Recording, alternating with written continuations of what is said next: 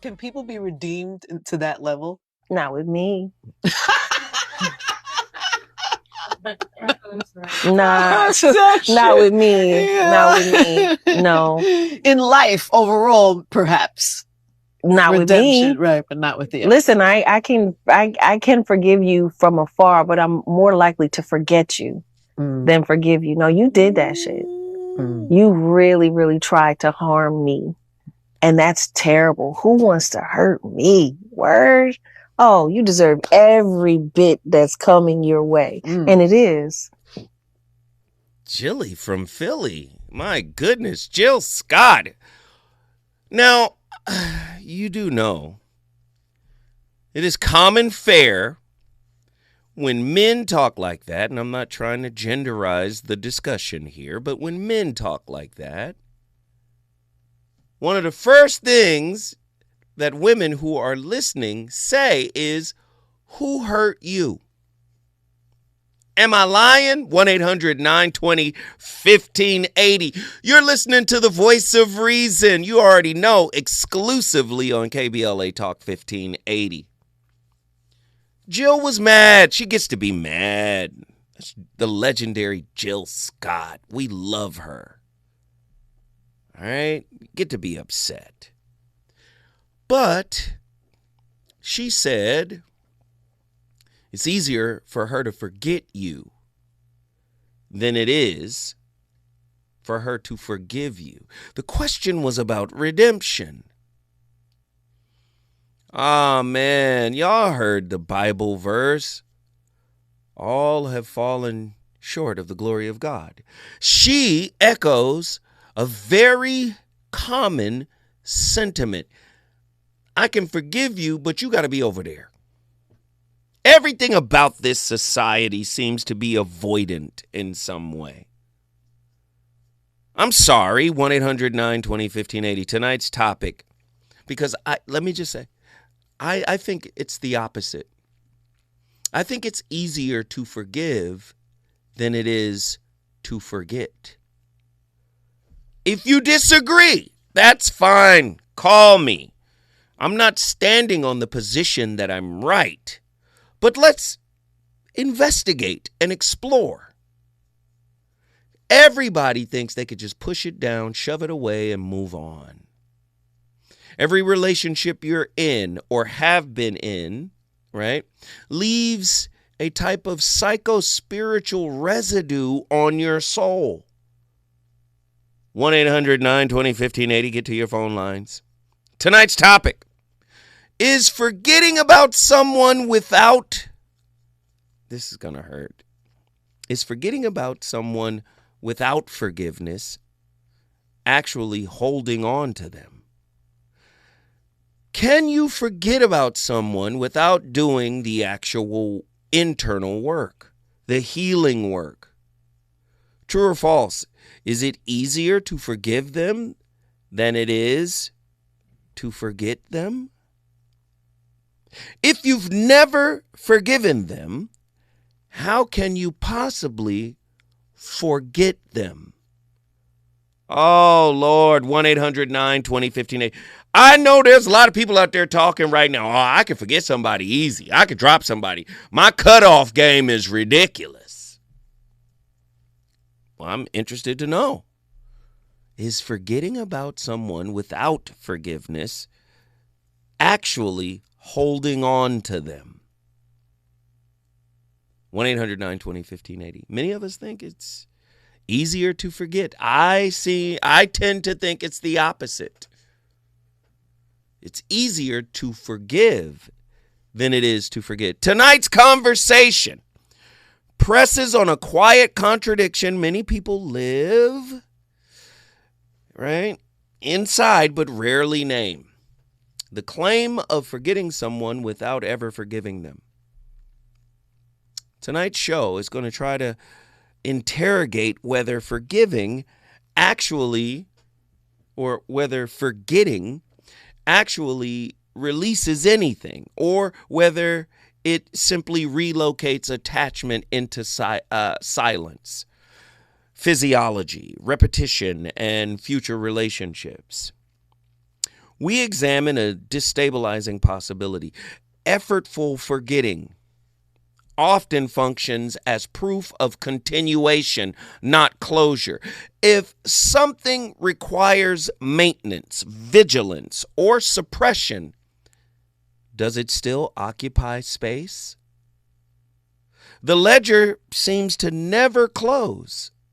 It just goes underground. On tonight's episode, we're going to try to dismantle the cultural shortcuts, right, that pass as emotional maturity, forgetting, forgiveness, acceptance, and expose how often these gestures operate as exits rather than resolution. I keep telling y'all, and I've been saying it for a couple of years now, breaking up, moving on, is a form of escapism when no internal work has been processed.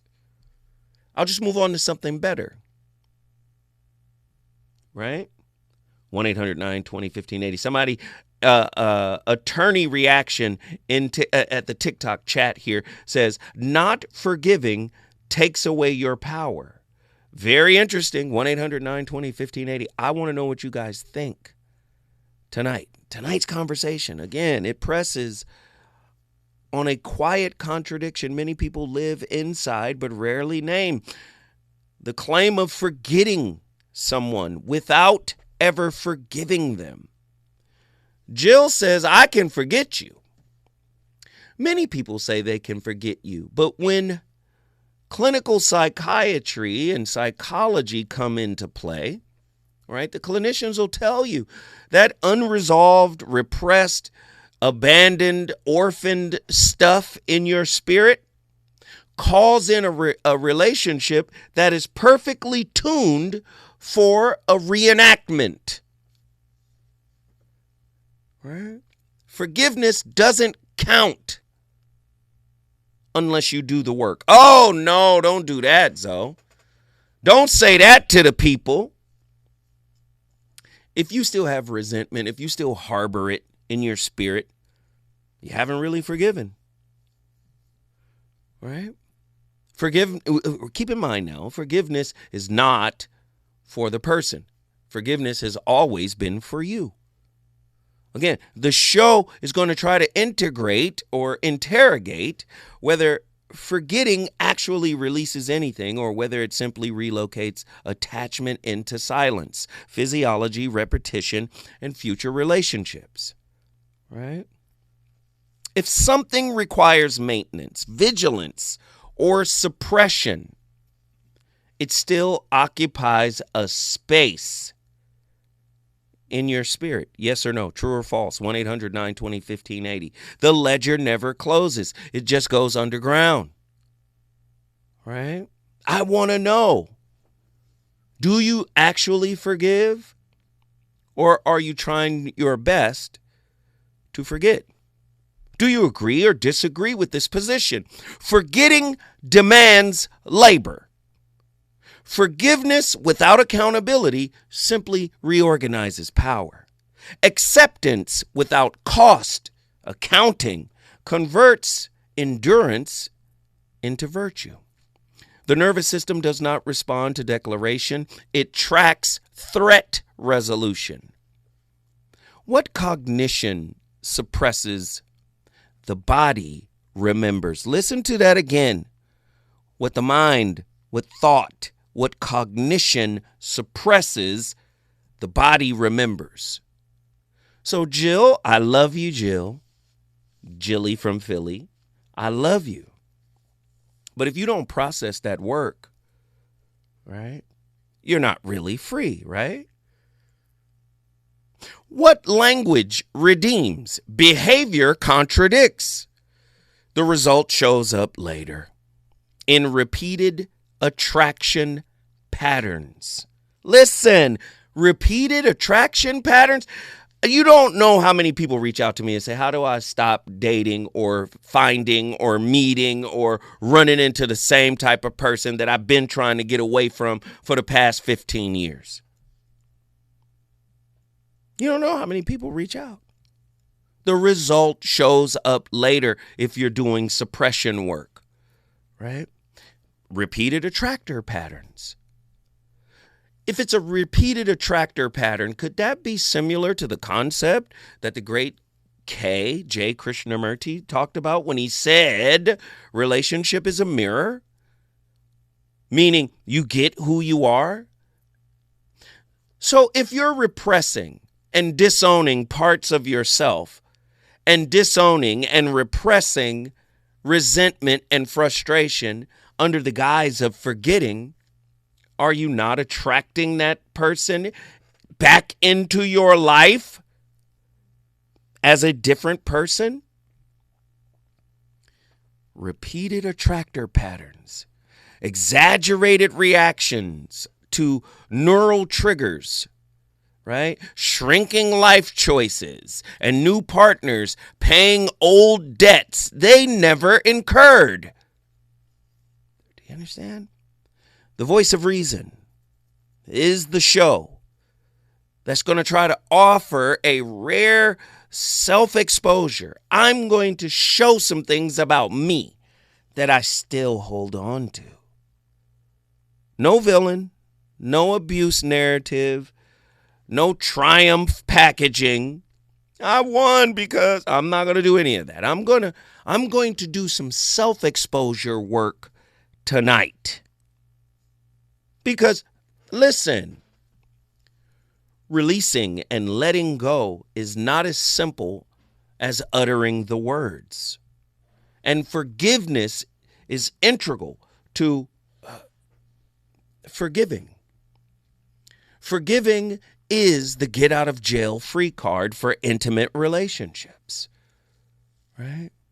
I'm just going to give you just a precise fact, a pattern, a lesson I learned, a cost that was too expensive for me to pay. I had to pay it. I had to beg, borrow, and steal in order to pay this psycho-spiritual cost. I'm going to talk about it. 1-800-920-1580. Do you want to talk about yours? Come on. Right? Attention still in my heart, still in my spirit, that has never converged into peace. This episode is going to challenge the listener to consider an uncomfortable truth. Some lessons arrive with prices that exceed their utility. And calling the damage growth often functions as a moral aesthetic.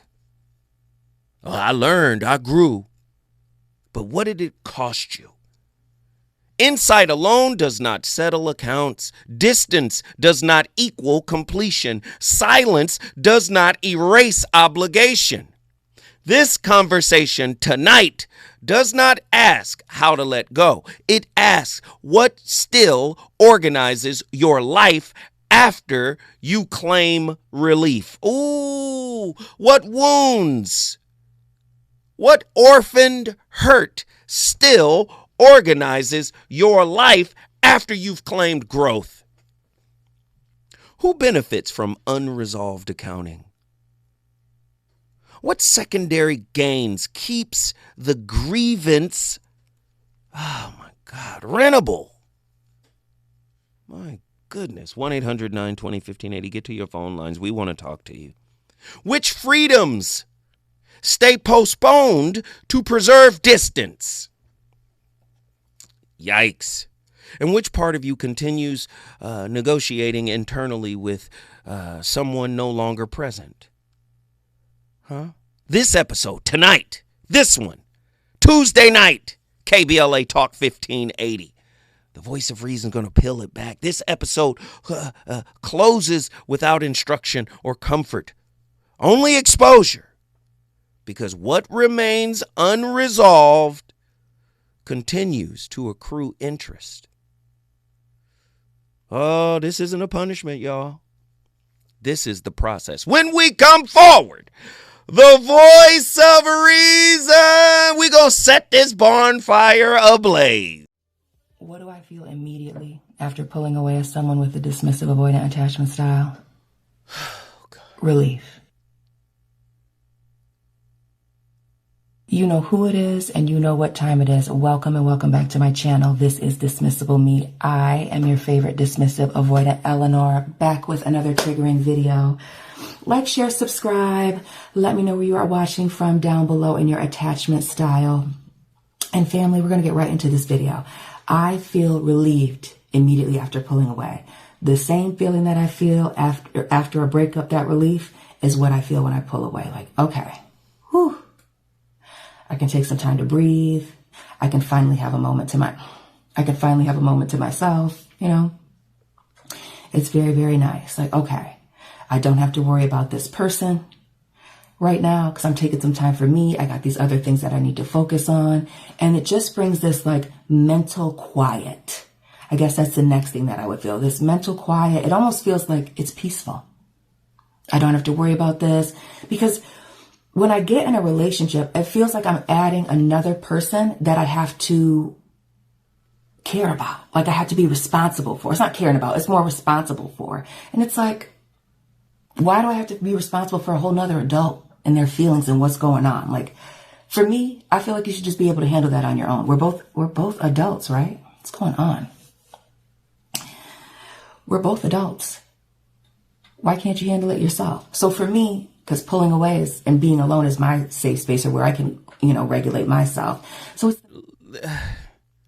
we're not here to pathologize any particular insecure attachment style, but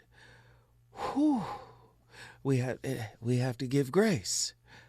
The voice of reason returns with another jarring conversation. This conversation is inspired by Jill Scott. What she said in the recent sit-down interview. We played the clip earlier.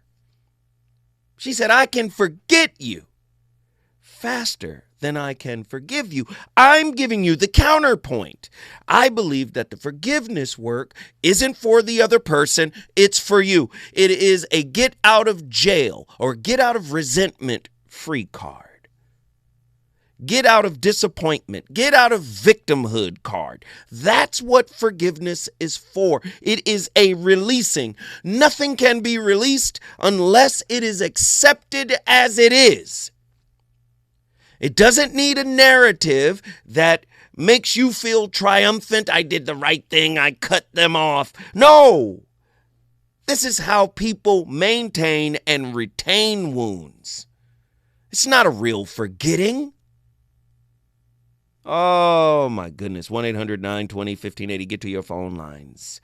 We want to talk to everybody tonight. Does forgetting without forgiveness keep the internal ledger active? Listen. What internal ledger? The great Dr. David R. Hawkins, author of Letting Go, The Pathway of Surrender, Power versus Force, and many other books, talked about something in his book called Transcendence. He talked about something, or he labeled it a slight collector. That's the internal ledger. They did me wrong. So the expectations are now reinforced and retrofitted with resistance from the last. There's this quiet, silent contract that says you got to do better than them. You can't do what they did. You have to show up differently than. Do you understand what I'm saying? Does forgetting without forgiveness keep the internal ledger active? Has it been moved upstairs to the relational expectation department? Now, this silent contract is being written by an orphaned wound. What behavior continues that forgetting claims to end? Nobody wants to take personal accountability for the real work. Let me say that again. What behavior in you continues that forgetting claims to end? Which cost still accrues after contact stops? What advantage survives when memory suppression replaces accountability? I'm asking real questions. Because you guys said y'all want better relationships. Oh, deep personal inquiry is how you get to a better relationship. But you want the person to be better. You don't want to be better because you don't like engaging in these types of discussions. But I'm going to keep doing it. Which explanations arrive faster than changed conduct? When we come forward, we're going to go to the phone line. I've learned anybody who I've been romantically connected with or intimate with has either appreciated or understood me, but never both. Ooh. Explain. Yes, go deeper. I think, in short, I think people have come into my life sometimes for the idea of me. A lot of people like the idea of what I represent. Outside of my artistry that you can see from the mainstream, it's the look of, she's out the way. She doesn't talk to a lot of men. She does this and she lays low, and when you get into my life, you realize I'm slightly more domesticated than you'd even imagine from the outside looking in. So I think people have appreciation for me, but never true understanding in that regard. They don't really know me. They don't really get it. And those who do get it don't know how to nourish it, don't know how to make sure it's fostered and taken care of and loved properly, because they just don't appreciate it. Interesting. Who is that, Andy? Star Styles. I don't know who she is, but she said something quite interesting. Let me give... So, one thing that I think is so fascinating about the study of psychology is clinicians know they can't see into your mind. They can see your thought patterns, they can see your behavior, but they can't see into your mind. They can't experience you as you experience you. So, let me just... This is going to sound weird, but I need y'all to walk with me a little. Don't you know you're a symbol to your man? Ooh, wait a minute. Hold on, Zoe. Don't hit him too hard. Yes. You're a symbol to him. He can only go by what the clinician goes by. Behavior, right? And your thought process. And that's if he's adroit and adept enough at seeing your thought process, understanding it, right?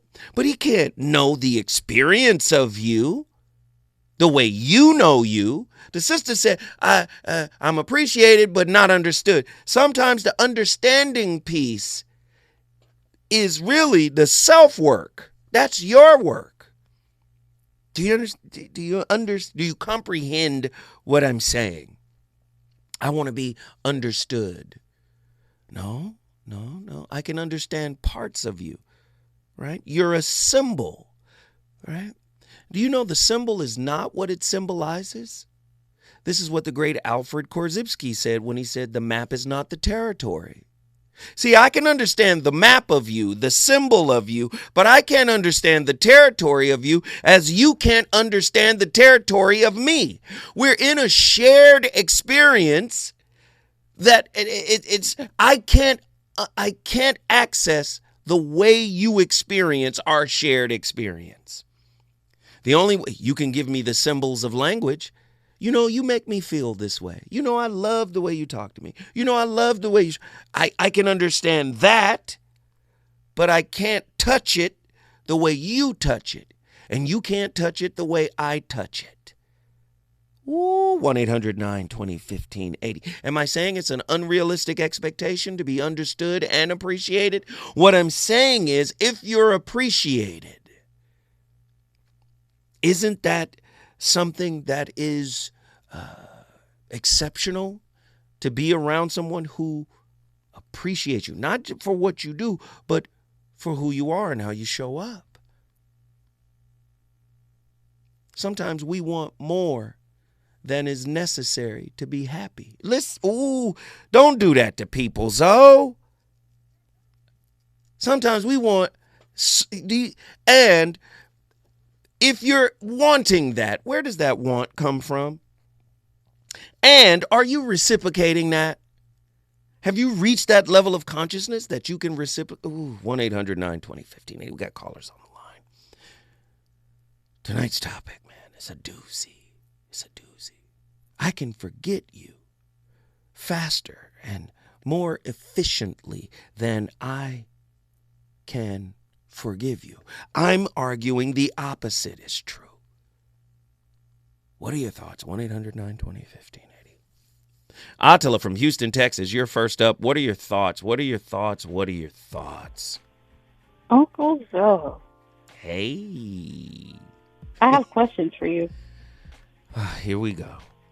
We're not at that part Don't yet. say it like that. Don't say it like that. I have questions. What questions? So 3 questions. You were talking about forgiveness. And my question for you is, the first one, in the process of forgiving, what are some ways that you've had to seek forgiveness from yourself? Yeah. That's big. What are some ways that I had to seek forgiveness from myself? Mm-hmm. So, in order to, now we're into self-forgiveness. In order to get to self-forgiveness, what I had to learn was, I didn't ask to be here, so I shouldn't blame myself for the experiences that I've had. But at the same time, I am not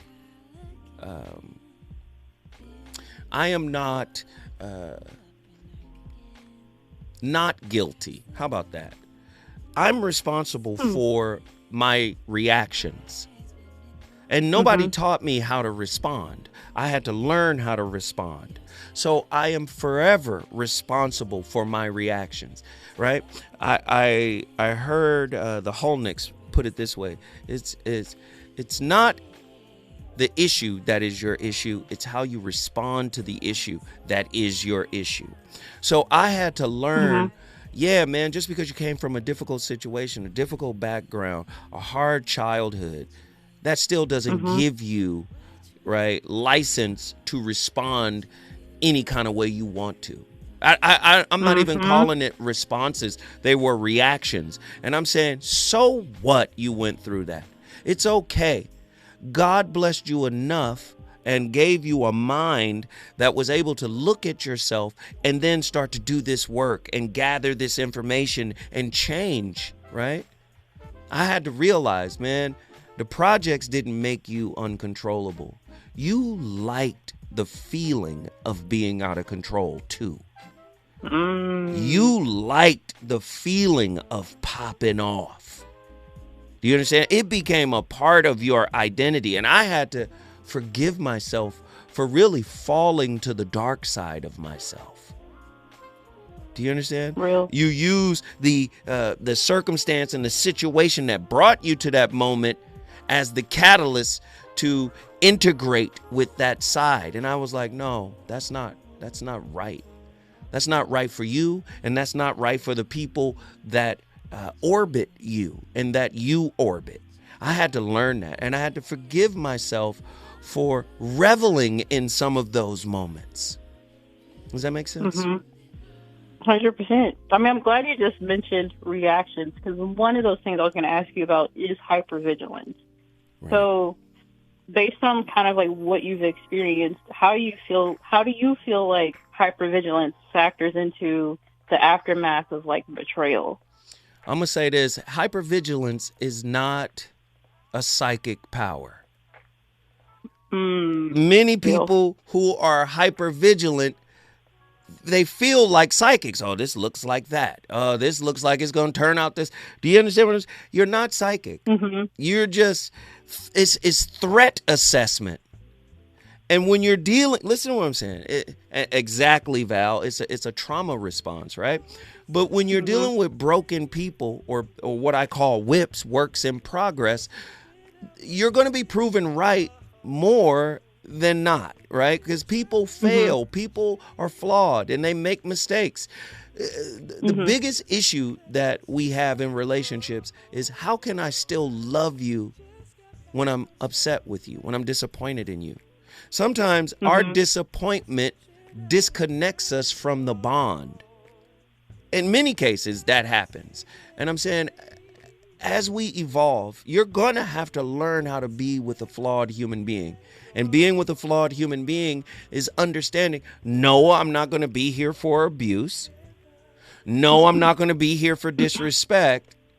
But when you fall as a human being, right, I'm going to have to learn, hey, does it cost me more to discard you altogether and start anew? See, most people think starting anew means getting what you want.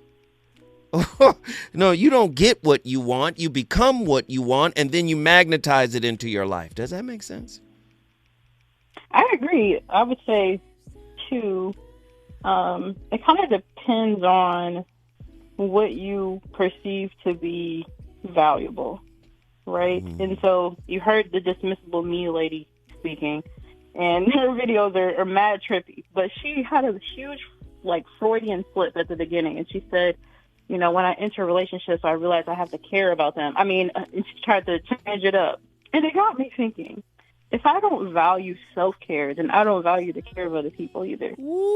So ideally, if I discard someone in that state of not caring for myself, then it's kind of out of sight, out of mind.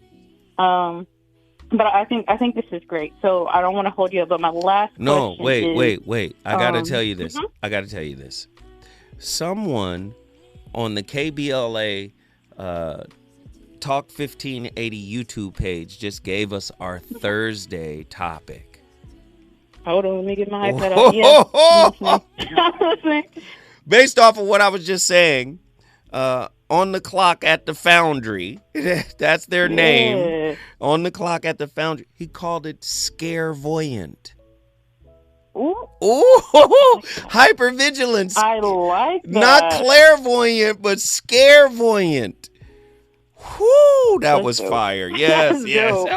All right, go ahead. That's exactly what it is. You're scanning for threats. Yeah. And this is kind of what I was getting at the other day. Like, anything that is, like, done in a defensive posture is always going to have a certain, kickback to it, right? Because it reverberates. So you may think that you are protecting yourself from them, but really you're protecting yourself from your higher self, if that makes sense. Your little self from your higher self. Because every opportunity to be betrayed, to be lied to, or whatever the case, is also an opportunity to reveal your own motives and heal yourself. And we don't want that. Because if I have to admit that I really just wanted the outcome and not you, that's tricky. But if you give me an opportunity to say you cheated or you did this, there you go. Scarevoyant. So I'm sorry, I have one last question. Okay, give it to me. Yeah. One last question. So in what way can the presence of hypervigilance denote a lack of self-forgiveness and self-inquiry, in your opinion? Well, you just remember, hypervigilance is, like you said, scanning for threats, right? But when you're scanning for threats, you're also scanning for outcomes. Right? Oh, this is going to turn out like this. This is going to turn out like... You get what I'm saying? To be conscious is different than being hypervigilant. Consciousness, being self-aware, being aware is a lot like non-attachment, or the difference between non-attachment and detachment, right? Non-attachment is I'm not attached to the outcome, but I'm invested and present, right? Hypervigilance is more like detachment. I know this is going to go bad, so I'm going to get out of here. Stay right there. Don't go nowhere. When we come forward, more from the VOR. Is it easy for you or hard for you when it is time to cut people off? Probably one of the hardest things to do in my life. Yeah. I mean, that's because, man, my heart, when I say my heart is big, I'm not trying to go R. Kelly, how he did on the show. I need somebody to help me not have a big heart. because my heart is so big. People betray me, and I keep forgiving them. Heart was so big. People keep abusing me. That's not what I'm talking about. I'm saying my heart, as me, Lou Young. Oh, this guy. I'll give you a chance at the chance at the chance. Yeah. And then it's like, when I hit that breaking point, Yeah. I need God to have grace with me to know that I tried. I tried. I need grace because I know that I'm not perfect. I'm not trying to go and abuse grace, but I'm so glad that because he knew me before I knew myself, he knew there was going to come a moment I may struggle, I may stumble. That's Lou Young and Brother Kurt Franklin. And they were bringing up some good stuff. I'm just going to say this, and then I'm going to get back to Attila, and then we're going. Nikki from the SIP is here, too. We focus on the person when the person is merely a mirror. I got a big heart. And maybe if you had a heart that was so big, it didn't keep account of the love it gave, those people wouldn't have that kind of impact on you. But people who say they got a big heart, a lot of times they're looking to get something back. You don't know how many conversations I've had, thousands of conversations with people.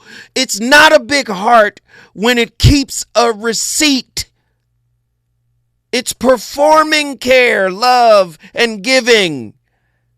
I got a big heart, and that's my problem. Your problem is not a big heart. Your problem is thinking you're supposed to be paid back for love. True love is unconditional and infinite. It cannot be emptied. Nothing is lost. Did you know true love doesn't adhere to the laws of thermodynamics?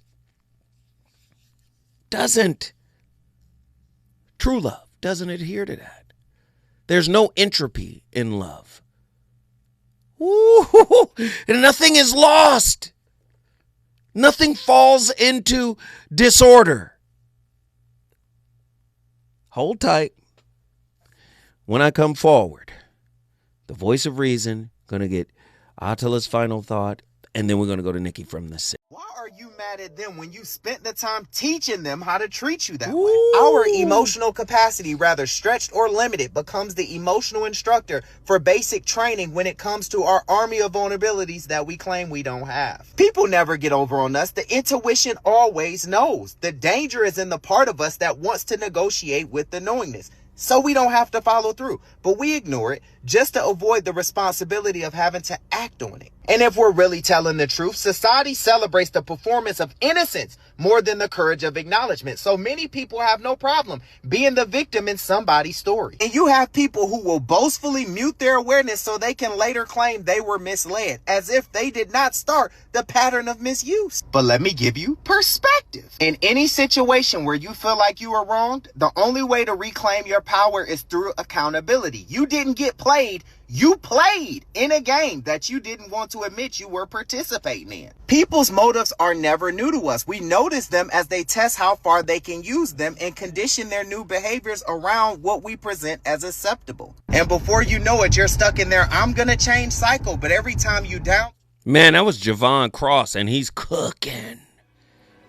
The voice of reason. Live on KBLA Talk 1580. Very powerful discussion tonight.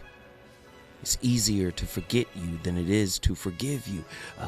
A line inspired by Miss Jill Scott, Jilly from Philly. I'm arguing the opposite. It's easier to forgive than it is to forget. For most people, forgetting is just suppression. All they have to do is get into a situation that reenacts a trigger or reenacts a scenario or a situation that is reminiscent of what they thought they forgot, and it's right back in that moment. I'm going to ask you a question.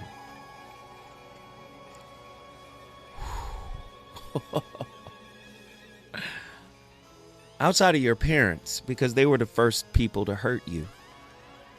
I'm sorry to say it that way. That's where you learned hurt. You learned it through them. outside of them, everyone else is a mirror that mirrors that. They are mirroring back to you whatever model you brought into the relationship from your early childhood environment. Sheesh.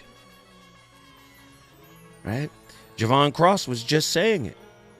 You're a willing participant or an unconscious participant. Outside of the first people to hurt you, everything else is but a reenactment until you break free from the pattern. The voice of reason is on complete fire tonight. Let me get my niece in here for her final thought. Atala, Houston, Texas. Yes.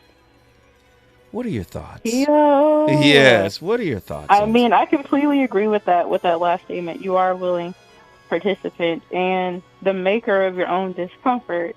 We cause our own suffering, and I think unless you're willing to swallow the pill of accountability, you'll sit with spiritual constipation from your lack of forgiveness. Spiritual constipation? Yeah. You need a little bit of spiritual CKLS, you know what I mean? Wow. Ladies and gentlemen, that's my niece. Hey, guess what you just did, young lady? In the building. Houston, Texas is on board. Who else wants to bring their city into this national discussion? The number to dial is 1-800-920-1580. The VOR is cutting up tonight. Rare form, man. Nikki from the SIP is in the house. Nikki, what are your thoughts on tonight's topic? Okay, first, Brother Zoe and the fam. Yes. This big heart notion, let me just remind everybody that you can die from an enlarged heart, okay? Whew, here we go. Here we go. Now, this notion of forgiveness versus forget, because what I heard was forget minus forgiveness is diminishing return. Come on. Forgiveness is so important. I'm going to try to do it in math because people understand money better than feeling. Forgiveness is so powerful from a spiritual perspective and necessary because you have to remember whatever God you serve that's positive, forgiveness is a mirror back to the God you serve of his own merciful nature towards us. It offers us the ability to restore our relationship with God, right? Okay, now let's get to the math equations because that's easier. If you do not deposit forgiveness in your spiritual corporation, come on, you incorporate it, then you cannot reap the benefits of compounded interest. If you go with the forget general ledger code, and that gets greater than the principle of forgiveness deposit, you got unbalanced books. And over time, that's going to be a diminished return. Spiritually and every other way. This is why we, as a people, tend to stay spiritually and financially unfunded. Okay, keep going. I'm with you. Go ahead. She going off. Let's talk around figures. So let's say at the start of January 1 or whatever your year starts, you make a deposit of $500,000 into your spiritual forgiveness incorporation. Right? But these wounds keep showing up in your relationships because it tends to be repetitive. And because you don't want to do the internal work, you go with the just forget concept. Well, that general ledger code starts to grow larger than your $500,000 spiritual forgiveness deposit. That $500,000, if you're doing the internal work, can earn an interest rate. Let's say 5%. That's $25,000 a year added to your principal $500,000. Principal times rate times time. If you just said 25,000, which is the interest, times that 500,000 deposit, let's say 60 months, because people pay car notes for 60 months. That's $1.5 million of forgiveness you just earned off of that $500,000 forgiveness deposit. But if you go with the forget, and that starts to grow, but you never get to get the interest on the original investment, you're going to have a diminished return, because at some point, no amount of input will grow the interest on the original deposit, because you don't keep adding to forgiveness. You keep adding to forget. Ooh, you trying to tell me forgetfulness is like inflation? Wait, you just heard, wait a minute, you just heard. Yes, keep going. I mean, so when we talk about funding, right? Okay, something that might be outside the box. What do they tell you? Pay yourself first. Hello? So you saying, why are you starting the business? Why are you seeking for more if you won't pay you first? If you do that, then you don't have that I got a big heart problem, which is a lack problem, which is what you're going to keep drawing in, which is going to take away from your initial investment. Because I keep saying the same thing. How long have I been telling you love in the first position? Right. That's why. Because I want you to start with a positive investment amount. Am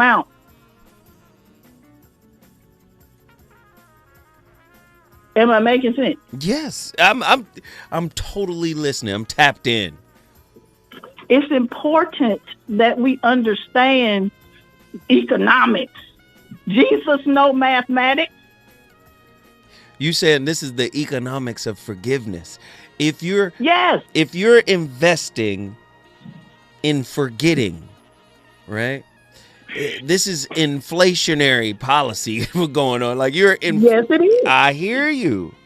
When you retire for a Medicare, what they don't tell you is if you did not have a prescription plan 12 months before you retire, you are going to get assessed a penalty when you get ready to apply your Social Security amount, which means fixed income. What they don't tell you is that penalty is from now till you die, and it's based on the inflation rate. So now you're charging people who have a fixed income, not at the age where they can make more money, a significant amount. If the inflation rate increases, that can be more than what you get in Social Security. I love it. Nikki from the SIP, come on. This is just off the top of the head. This what you got for me, child? Well, this what I do. This what I do. I love it. So, I mean, algebra is hard. Basic math, I got it, though. You got it. Nikki, guess what you just did? I brought the SIP in the building, and I still love everybody. And we love you, too. My goodness. You're cooked with the rarest grease. We had to make it happen. Although we did get a little hate. We got a little hate from Nikki's breakdown in the KBLA chat. I think sister named Jilly Tree. She was like, okay, can I say that is a truckload of bull dropping? Like she has a little cow. And listen, everybody's perspective and opinion is welcomed. I don't mind giving Miss Jilly Tree an opportunity to share her thoughts. on what's being laid out? Listen, can we all just be honest? People take the easy way out of things, right? For the most part. Forgetting somebody who hurt you. Do you know how difficult it is to forget them and remember the lesson they taught you?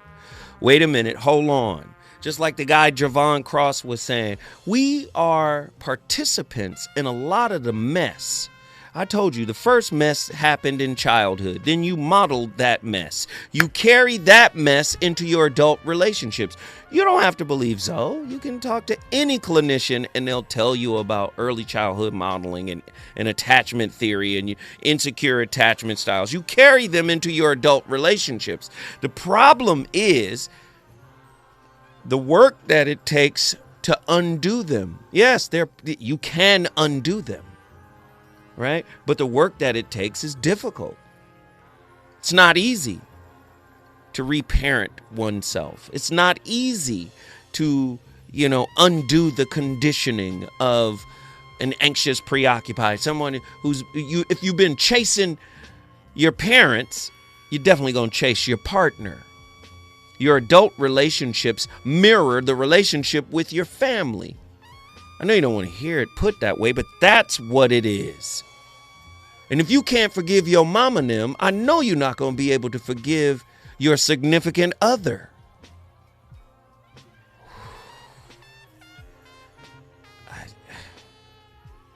I know it's hard work. Krishnamurti said, understanding is not the accumulation of knowledge. The ability to observe without evaluation is the highest form of intelligence. Freedom is not a reaction. Freedom is not a choice. It is the understanding of what is. If you can't get to the understanding of what is with regards to who hurt you initially, how are you going to understand how you show up in relationship consciously? Listen to that. Freedom is not a reaction. Freedom is not a choice. It is the understanding of what is. And why do they call the highest form of love unconditional? Because unconditional love is an extension of freedom. Not everything that is faced can be changed, but nothing can be changed until it's faced. James Baldwin. Oh, another James Baldwin. People can cry much easier than they can change. Do you understand? Octavia Butler. All that you touch, you change. All that you change changes you. There is nothing new under the sun, but there are new suns. Octavia Butler. Prima Chodron. Nothing ever goes away until it has taught us what we need to know. Oh, but this is a whole bunch of crap, somebody said.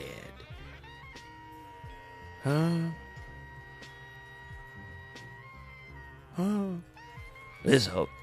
She said, Jilly is back in the chat. I love it. Thank you for responding, Jilly. At Jillytree, she said, Jesus, I don't even know if that's legible. She said, Jesus is no math. You have to write that again, and I'll read it. She said Jesus knows math, not mathematics. Well, he was a carpenter. Why wouldn't he know math? Anyway, when we come forward, the voice of reason. I'm going to keep cooking. I swear I'm not going to turn the eye down. We're going to keep the fire lit. What's up, y'all? Something I want you to think about. Our behavior patterns do one of three things. It creates a wound, all right? It infects a current one, or it repairs or heals, okay? Death by 1,000 cuts, all right? If a wound continuously goes untreated and or picked at without being accounted for, okay, eventually you have to do surgery because it starts to infect the rest of your body or other areas of your life. And eventually you may have to amputate. You get what I'm saying? So just think about it that way, all right? There are many wounds that may take place. And also when it comes to people pleasing, remember that every time you are doing something for other people, that compromises your well-being and your homeostasis, you're creating new wounds that go unattended to. It's just information. That was Isaiah Frazzelli. He's always cooking with the rarest grease. The voice of reason has returned to the scene of the conversation.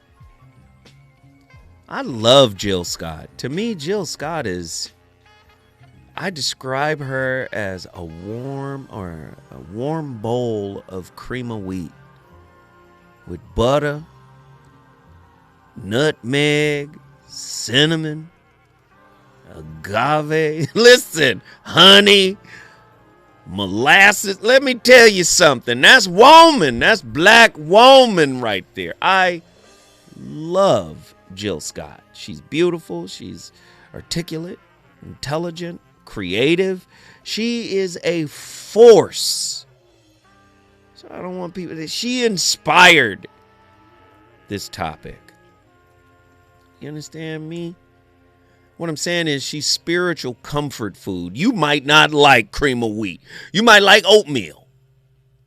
I don't know what you like. You might like ham and eggs. I don't know, but she's comfort food to me. Do you understand? My goodness. So I don't want people to take this as, I'm coming at her, But listen to this. Stephen Porges said, neuroception determines whether we feel safe, threatened, or in danger without conscious awareness. He also said the nervous system does not forget. It adapts. So yes, it's easy to say, I'm going to forget. We take the easy way out. I'll just forget. Your nervous system is just adapting. You haven't forgotten. You've integrated the hurt into your sense of self. And whether you know it or not, it becomes an expectation of the next. Gabor Mate, trauma is not what happens to you. Trauma is what happens inside of you. When we have been wounded, we often turn our pain into a belief system. And what did Robert Anton Wilson say about belief systems? He said you can abbreviate them down to 2 letters, BS. He said you should know when your belief system is BSing you. I know you don't want it. People are triggered by this topic tonight. But it's all right. Because I'm going to keep it between us two. When we come forward, the voice of reason going to keep the fire lit. Whomsoever you salute namaskar, it goes to God. It is the main aim in the goal. If you respect anybody in all humility, it reaches God. సర్వజీవ తిరస్కారం కేశవం ప్రతిగచ్చతే ఎవరిని మనం దూషించినప్పటికీ అది భగవంతుడికే పోయి చేరుతుండాలి. If you deny anybody, it amounts to total denial of the divinity. ఏదో నేను ఆయన్ని దూషిస్తున్నాను, ఈమెను దూషిస్తున్నాను, ఇతన్ని దూషిస్తున్నాను అని భ్రమిస్తున్నాం, కానీ ఇతరులు కాదు, నేను నీవే దూషించుకోవటం. You are under the misconception. నువ్వు దూషించుకోవటం. You are under the misconception that you are hating someone else. No, you are hating yourself. Truly. Hey, that was Sai Baba with his interpreter. Did you hear what they said? You probably missed it. If you're trying to forget someone or deny someone, you're denying God. Gosh, nobody wants... Man, I had a whole conversation with somebody in the cigar lounge about this today. This is what makes this show progressive. You want the cookie cutter, U.S. approved thought on intimate relationships. And I'm giving you splashes of the clinical piece. It's clinically informed. But I'm also giving you the spiritual conscious awareness too. God is everything. Even every disaster or pitfall or mishap you've experienced in your intimate relationships. I asked a brother today, where does God end and you begin? I said, listen, God is infinitely giving because nothing is lost when God gives. Do you understand? I said, think about it. I said, God is it. Point blank, that's it. End of story. Turn the microphone off. God is it. I said, where does God get more of itself? What? Do you understand? Everything in reality is part of God.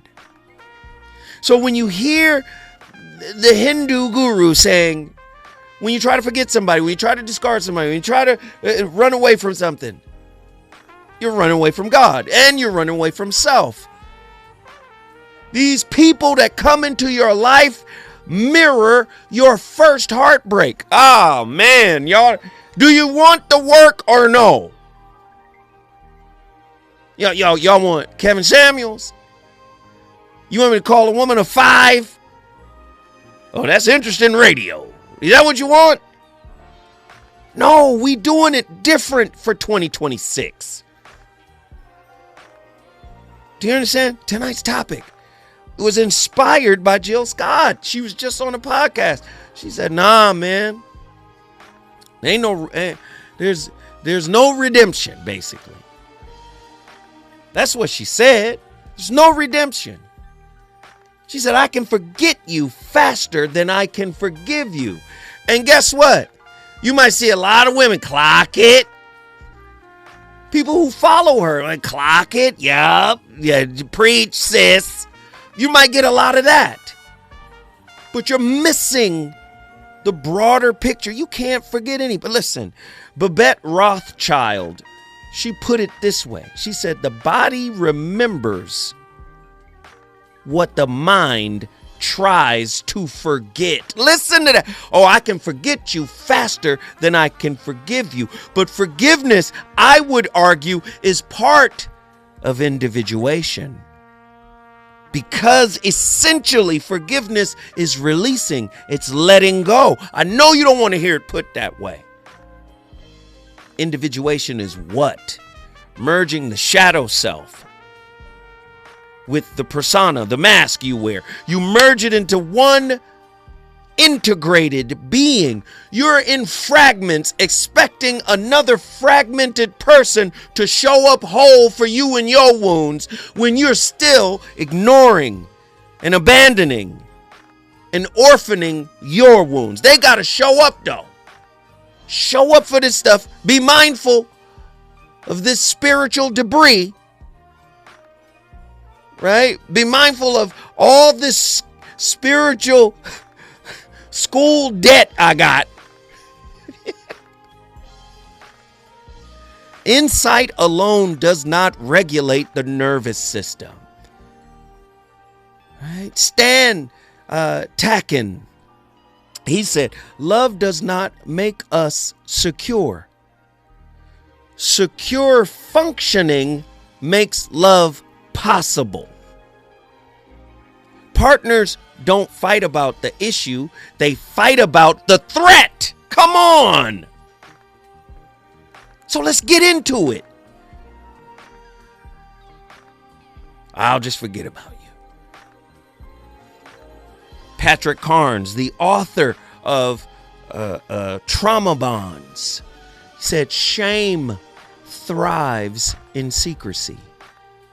He also said healing requires truth before forgiveness. Wait a minute, what truth? The truth that you were a co-conspirator in your own hurt. I know you don't want that. Yeah? Ross Rosenberg, you hear me talk about him. The human magnet syndrome. He said self-love deficit disorder keeps people bonded to those who reinforce their pain. Imagine what your music could sound like if it wasn't born out of pain. Every form of music we have was born out of something that broke us. Hip-hop was born out of the drugs that happened, the Nicky Barnes era and the Frank Lucas era up in Harlem. Hip-hop was born out of that. You know what ragtime and blues and jazz. You know where that was. Rhythm and blues. You know what it was born from. It was born from our brokenness. Imagine what the 12 notes would sound like if we were healthy and whole. Come on.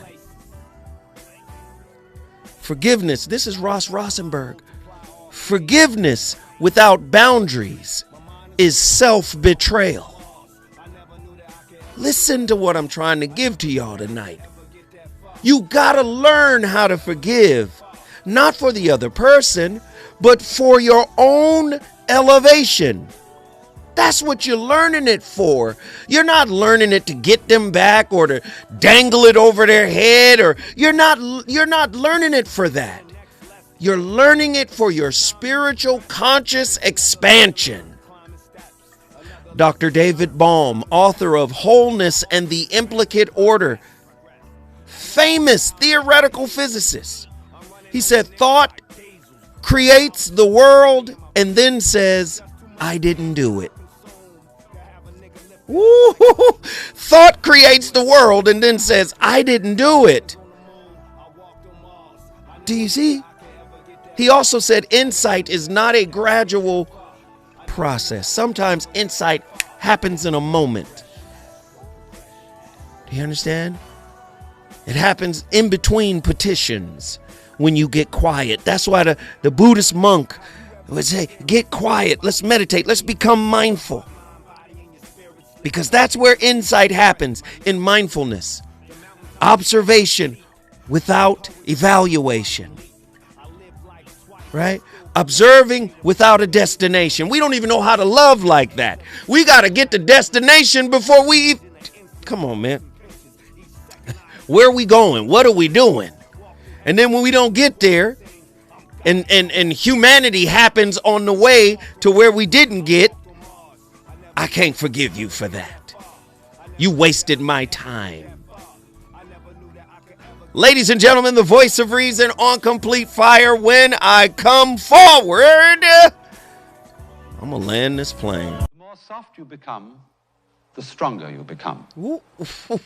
Because this is the principle of bend and survive. It's illustrated by the image of the pine tree and the willow. In the snow, the pine tree's trunk stands rigid, and the snow piles up and piles up and piles up. The branch doesn't give, and finally, crack, and it's done for. But the willow, as soon as a little snow accumulates on the branch, down it goes. The snow falls off, and the branch springs up again. So this isn't quite the idea of limpness. It's not softness in the sense of being just limp and flaccid, but of being springy, of having give. Man, Alan Watts. I love Alan Watts, man. Ladies and gentlemen, you're listening to The Voice of Reason, and this is the final 7 minutes. And tonight's topic, I'm passionate about this work because I know we need an inner revolution in order to change who we are in the world. Look at us. Look at what's happening in the world. Right? And be honest, many of us still look up to some of the people that are doing the world the way it's being done. We've got to change internally. Yes, it's easier to conquer the world than it is to conquer yourself. Just like Jill Scott believes it's easier to forget someone than it is to forgive them. Listen to what Krishnamurti said. Forgiveness loses meaning the moment it becomes a strategy for inner quiet. Forgetting that requires effort already signals continuation. James Baldwin. What people call peace often functions as relief from responsibility. I told you most people, peace is nothing but quiet, and you got to maintain quiet. Peace does not need to be maintained. The past remains active, not because it persists, but because it never received an honest audience. Babette Rothschild, and I paraphrase, what the body continues to signal has not been released, only overridden. Forgetting at the cognitive level often transfers the cost to the body. Right? Stephen Porges. The nervous system does not interpret forgiveness. It tracks threat resolution. Safety cannot be declared. It must be registered. Gabor Mate. When pain becomes inconvenient, the psyche builds. Oh, I don't even want to give y'all that. I don't want to give you that. I'm going to save it for tomorrow. But what I want you to pull out of this show, right? If you've never considered inner work as a discipline, listen to what I'm about to say. I'm using a metaphor. Self-work as self-religion.